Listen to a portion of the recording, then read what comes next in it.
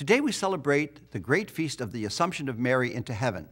This feast doesn't have any biblical testimony, but it's an ancient feast that's been celebrated for centuries and centuries in the church. And it's a feast that really makes a lot of sense. You know, if you have some good news, for example, maybe you're in high school and you get your college acceptance letter, you want to share that news with somebody, maybe your parents. Or maybe when you're older and you have a health diagnosis and it comes out really well, the first thing you do is you call somebody you love, maybe your spouse or your kids.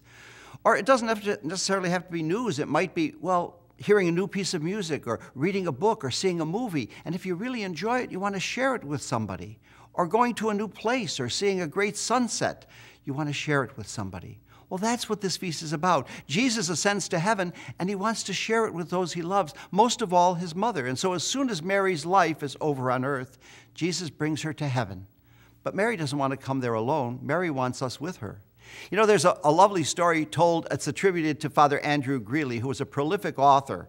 And it's about Jesus going to tour heaven, and he goes up to the pearly gates and he says to St. Peter, Peter, what's going on here? I put you in charge of the pearly gates, and I'm seeing people in heaven that I know aren't on the list to get in. Peter shrugs his shoulders and he says, Lord, I'm doing the best I can, but every time I turn somebody away, they go around to the back door and your mother lets them in. You see, Mary wants us all to be with her, but she doesn't want us to come alone. Mary wants us to bring people with us to heaven.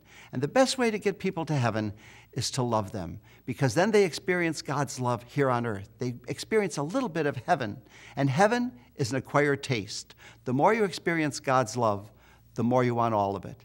Have a blessed feast day.